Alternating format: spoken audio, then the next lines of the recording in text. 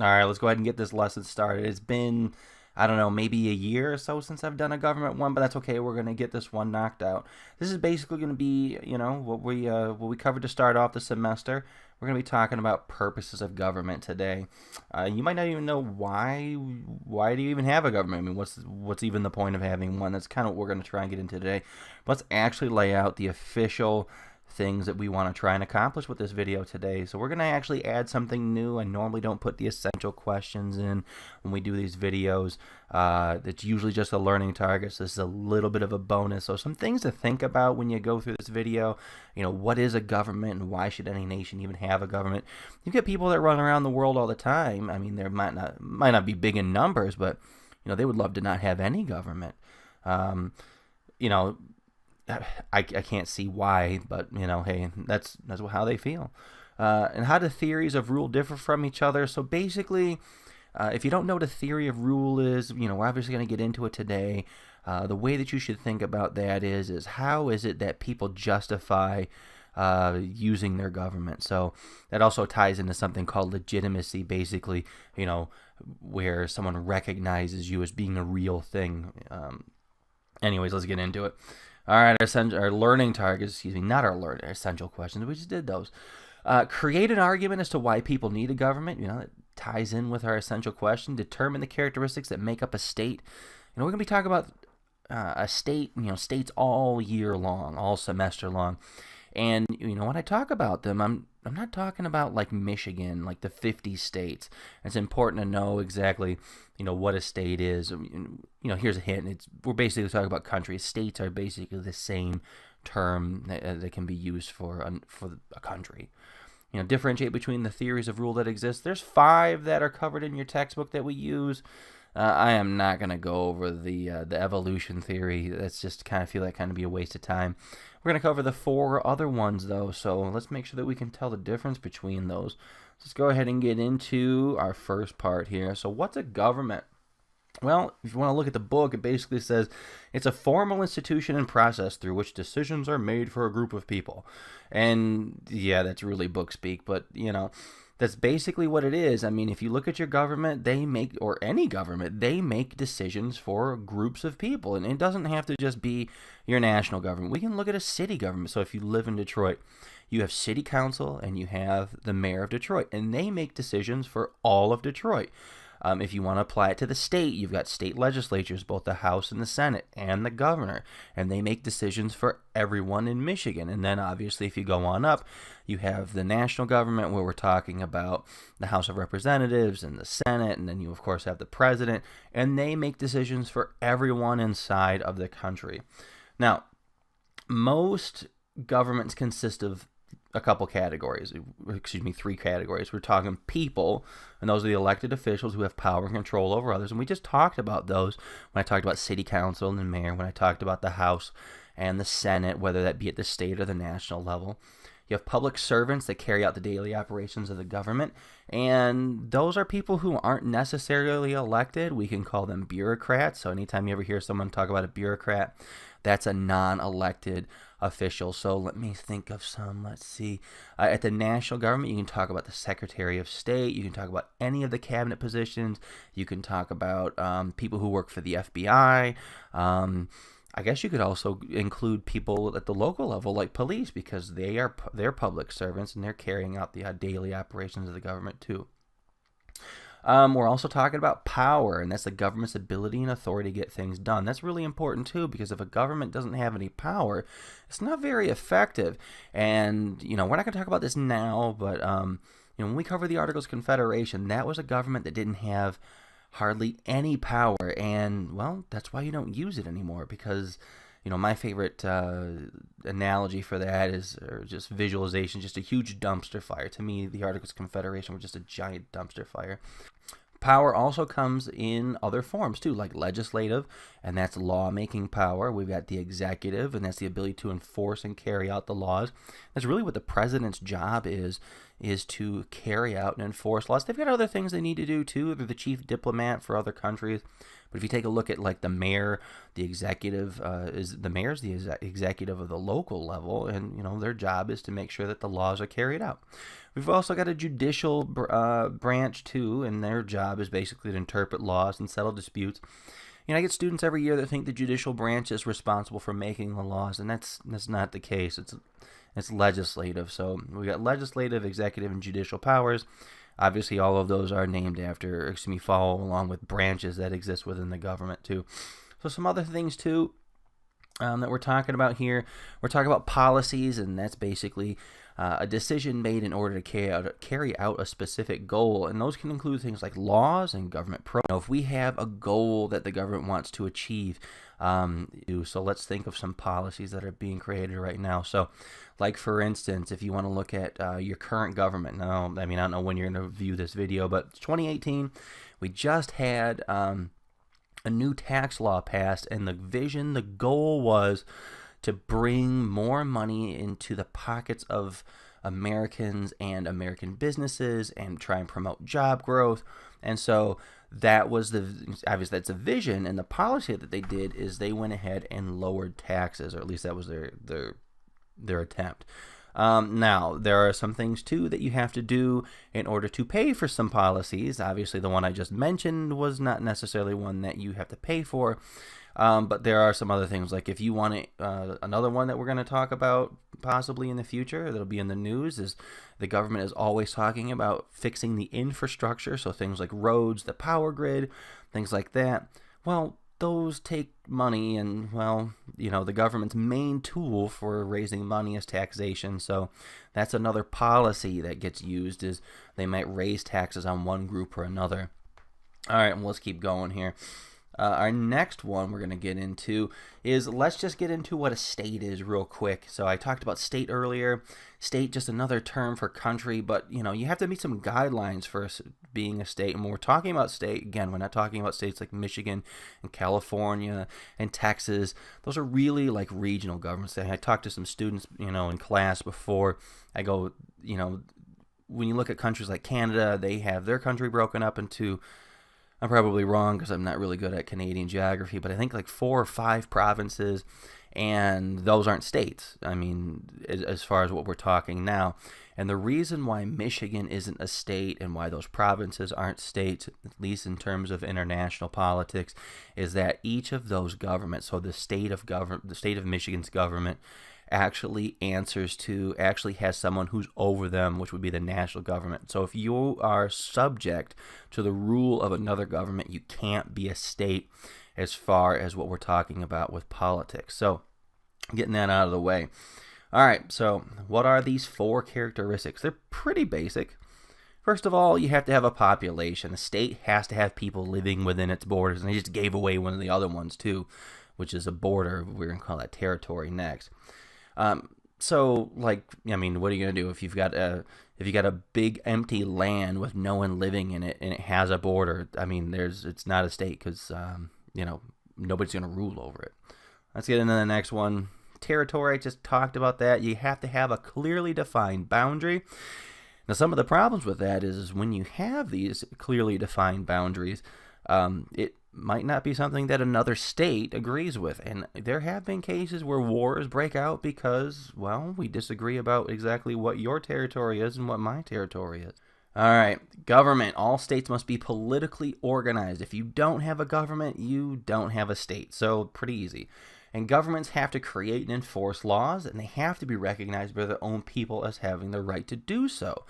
And you normally have to be recognized by other states as well. That's why it's such a big deal if a government is created, if it's recognized by foreign countries. So if you have, you could have a civil war break loose inside of a country, and if the winner is not recognized by the other nation states around it, then that could cause a problem for later on because they're not going to be recognized. All right, next one's going to be sovereignty. And sovereignty, every state has sovereignty, and basically what that means, it's the supreme power to act within your own borders and conduct affairs with other states. And most states limit the power through a set of laws and guidelines. So when we're talking about limiting your power through a set of laws and guidelines, The example that I use most is a U.S. Constitution, because if you look at the United States Constitution, that clearly outlines everything that your national government can do. It'll tell you what each branch can do. It'll tell you, it doesn't tell you necessarily what you can't do, but if you want to look for guidelines, that's basically what we're going to be dealing with this year. All right, functions of a government. So think of these things as responsibilities. There's going to be 5 basic functions that we're going to talk about right now. And when I start thinking about the functions of a government, I tend to think of it as a way like, oh man, what are some things that I like, but I can't necessarily do on my own, that I have to have the government to do for me? Let's take a look at these. 1, ensure national security. I love having national security. I love feeling safe inside of my own country. And let's face it, I am not going to take on the Taliban and Al-Qaeda and ISIS and any other foreign terrorist group, or if the United States got into a war with someone else and tried to invade. Mr. Norton is not going to take them one-on-one. What am I going to go with a handgun and take on a tank? I don't have airplanes and bombers and all those things. So one of the main methods that you use to achieve national security are through things like armed forces, foreign diplomacy, and usually that's with maintaining an embassy. So basically what will happen is you'll set up a little tiny government building inside of another country, and you have people who work for the U.S. government, and their job is to basically establish great relationships with those countries. Some other things that we do to try and ensure national security is we provide financial aid to foreign nations. So there are certain countries that work with us to help work against other countries or to other groups. Like if you look at Afghanistan, we've given probably billions of dollars at this point to their country to try and fight terrorism. And so that's just another way of trying to ensure national security. All right, maintaining order. Okay, so in order to maintain and establish order, a government basically has to create laws and enforce them. And one thing that you need to really keep in mind is not all nations have the same laws. And you should probably realize that not all states even have the same laws. Some things that are illegal in Michigan are legal in other states. And then some things that are illegal in other states are legal in Michigan. Like an example I used in class, it's not that way anymore. They changed it recently, but you used to have to wear a helmet in Michigan to ride a motorcycle. And so in Ohio, you didn't. So you'd have people, since they're border states, they would basically just ride into Michigan with no helmet on, and they'd get pulled over and wouldn't know why, because of course what they were doing they thought was perfectly legal because it was where they were at. So always be careful. The other thing too is not all nations have the same ideas when it comes to punishing those who break the law. Like here in the United States, you might have something like, you might go to jail or pay a fine for spray painting something with graffiti. But you go to Thailand and do things. I remember I had a case in the 90s where a guy got caned. And if you don't know what that means, look it up. Basically, it's like beating somebody. So obviously those are 2 different things. You might think that's really extreme, but we have things in the United States that other countries look at us and shake their head too. Like, we're the only country, I believe, in the Western Hemisphere that uses capital punishment. So people will look at us and go, wow, you're really brutal. You're executing people, while we're sitting here going, yeah, but you sit there and beat people on the, just for spray painting a wall. Well, the other thing too you have to keep in mind is that if you don't enforce laws, there'll be no purpose in creating them. So you have to have a way to identify and punish some wrongdoers, and that's part of maintaining order, obviously. You get 3 things that basically play a role. You got the police. Their job is to identify the alleged wrongdoers. You've got the courts that determine innocence or guilt and assign the punishment. Then we have the penal system and prisons, which basically is where punishment is carried out. Again, all these things I can't do on my own. I couldn't act like the police. I couldn't act like the courts. I couldn't act like the penal system where I'm sitting there carrying out punishment and live my life. So the government takes care of those things for me. All right. Function 3, resolving conflicts. So basically you've got governments who use intimidation to resolve a conflict. That's not really what we do here in the United States. That's more for, like, let's say North Korea. What are you going to do? You got a dispute with the national government. I don't think they're going to have a peaceful resolution for you. They've probably got a one choice solution their way, or probably death. I'm just going to assume. But here in the United States and in other countries too, they use the political process or a judicial system to do it peacefully. And politics is one of the main ways we settle disputes when we start talking about things involving the government. It gives people an arena to express their differences, and groups form and often try to influence the decisions that governments make. And if you didn't pick up on that, that's basically political parties. You look at the government right now, it's people expressing their differences, and it's full of people who join together and try and influence the decisions that the government makes. Now, normally what happens is no one usually gets their entire way. I mean, you look at the Republicans right now. They're trying to, do the things they want, but because of the design of the U.S. government, they're having to basically cave in a little bit to some of the things the Democrats want, and then the Democrats also know that they're not going to be able to just, do anything they want because the Republicans control every branch right now. So compromise is basically something that has to be made. So that's something you'll be learning later on. Compromise is basically a fundamental of United States politics and democracy. It's where basically you have to give up something to get something. That's basically how you can think of a compromise. We've also got a justice system where those who feel they've been wrong can seek to remedy their problem. So, things like civil courts. So if I feel that oh goodness, let me see. I mean, a lawsuit. So, like slip and fall accidents, you hit me with your car on Kelly Road, things like that. If you stole something from me or you stole my idea, things like that. So that's what resolving conflict is. We've also got providing services. These are things I can't do on my own. I mean, I could not build a road to save my life. I certainly couldn't provide you with a park and deliver the mail to every single person. And all those things, they're great, and they're paid through by taxation, and I'm okay with giving up some of my tax dollars, some of my earned money through taxes to have things like roads, to have things like public parks, to have things like mail being delivered to my house. There are some government services that are available to everyone, like clean water and parks, and we often refer to those as public goods. We've also got some government services people have to qualify for, so things like medical care, that's Medicaid's. We also have welfare, public housing, and public schooling. So the four things I just mentioned, I don't currently qualify for. I don't qualify for Medicaid because I make too much money. I don't qualify for welfare, again, because I'm working the job I have, I make too much money. And then public housing, again, I make too much money. And public schooling, I'm just too old for. I mean, I'm 37. I can't go back to high school, and I wouldn't need to because I already graduated. And granted, I do still go to school. I have graduate school and things like that, but that's not necessarily free. It's not free at all. I mean, it's pretty expensive. So, all right, let's keep going. Our last one for the functions, we're going to refer to providing for the public good. That's also referred to as the general welfare, which basically means that the needs and the interests of the whole state have to be taken into account. Now, the problem with this term, public good, who decides what that means? It has a different meaning to different people, and many times decisions are made regarding public good that don't necessarily benefit everyone equally. Let's get back to what we're talking about with the public good. There are some people, some politicians that are in Washington, D.C., and they think that it'd be great if everybody had access to free health care.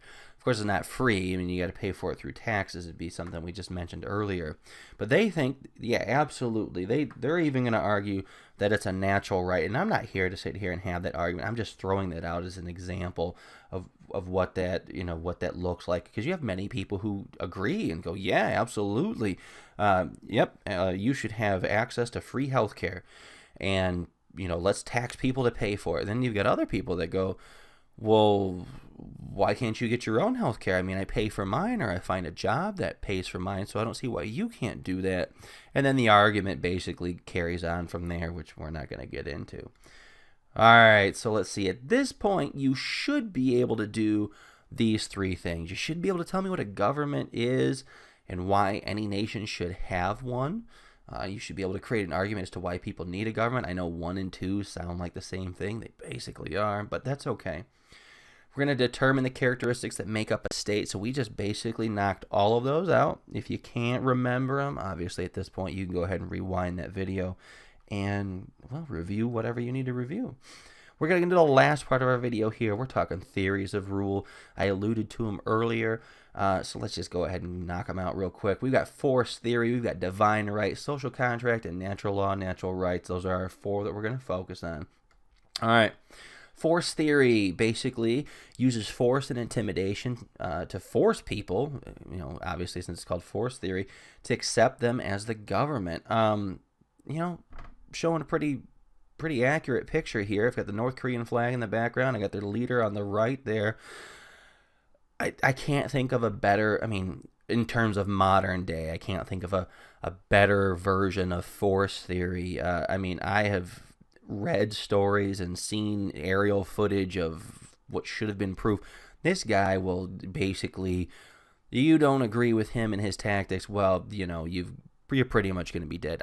I've seen, photos and read those papers where, he's killing people that are in his own country with anti-aircraft guns. And if you don't know what an anti-aircraft gun, it's basically he's executing people with guns that are so big that it can shoot down an airplane. That's kind of like, I can't think of another word other than overkill, and obviously that's whatever. All right, moving on. We're going to get into the next one, and that's going to be divine right of kings. And this goes with divine right as well. So we'll get into kind of both of them and how I'm going to apply them here. But basically, this is the idea that the ruler is placed there by God, and if you question the ruler, it's to question God's will. And to follow that up, the ruler only answers to God and not the people that they rule over. So basically, the ruler can do anything they want. And if you question that person, the ruler, they're like, well, what are you going to do? You're going to question me? God put me here. How dare you question God? I'm only going to answer to God. So that was something that was really, really super popular back in the 16 to 1700s throughout Europe. Louis XIV kind of had that vibe going on with divine right of kings.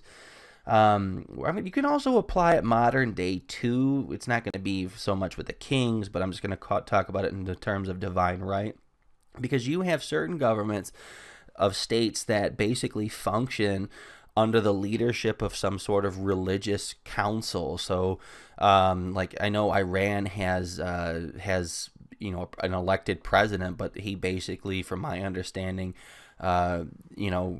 refers back to a religious body for whatever they're going to do. We also have the Vatican too, which is an extremely small state that's basically inside of a city, which is Rome, and that's where the Pope lives, but he has his own territory there. We're going to get into the next one here. We're going to talk about social contract theory, and this is one of my favorite things to talk about. It's basically an agreement between the ruler and the ruled. You have different takes on it depending on which Enlightenment philosopher that you're going to be, they're AP Euro kids who'd be like, oh no, they're not a philosopher, they're a philosopher. Fine, sure, they're a philosopher. But anyways, depending on who you read, they have different viewpoints. But the one I like to go with is it's an agreement between the ruler and the ruled. You can see this inside of our Constitution too, because if you look at the Constitution, this is basically the people coming together and saying, yes, I will submit to a government, but here is exactly what you can and can't do. This is what we're going to rule, we're going to live by here. Now, the idea, too, though, is that if the government doesn't live up to their end, it's supposed to be the job of the people to replace the ruler. And if you look back at our country, that's kind of the argument that the colonists made when they were going against Great Britain. And that's something that the southern states used when they created the Confederate States of America and basically left the United States, is they basically said, hey, we had this agreement that we were going to go ahead and have the government function in this way, and you're not holding up to it. So in their opinion, well, that was their opinion, and so they decided to leave and they created their own country. All right, getting into our last one here, natural law and natural rights. Basically, we're talking about how people are ruled using the laws that are based on morals. Of course, there's a problem with that. Your morals might be different from my morals, and both of our morals might be different from the person down the street's morals. So, whose morals are we using here? Normally, the way that we look at things in this case, though, to try and apply them are, these are things that you should be able to do in order, just by the mere fact that you're alive. A lot of people say, oh, they're God-given. And there are things like, you have the freedom of speech, you have the freedom of religion, and there are some other things too. But again, the major problem here is that they're based on morals. And not everybody has the same morals. You go from block to block, you might have different morals. All right, let's knock it out here, close it out. Essential question and learning targets from that last half. Can you tell the difference between the theories? If I described one, would you be able to identify which one that is? They're the same thing here. How do the theories of rule differ from each other and differentiate between the theories of rule that exist? I know they're the same thing for the most part, but the way that they're designed for the lesson today, we're just going to keep it the same. All right, well, hopefully, I know this was a long one. I'm looking at the clock here, about 26 minutes. Hopefully you got something out of this one. And the nice thing is you can always go back to the certain parts of the video where you man, I'm a little shaky on this one, and you can review. Hopefully you liked it. Hopefully you find it helpful. It would certainly be appreciated if you hit the thumbs up button, if you hit the like. It's probably not a bad idea to hit the subscribe button too. I try and put out videos on a regular basis. I know it always depends on what's going on during the school year, because these things take a long time to make. So we'll see you next time. Till later on then.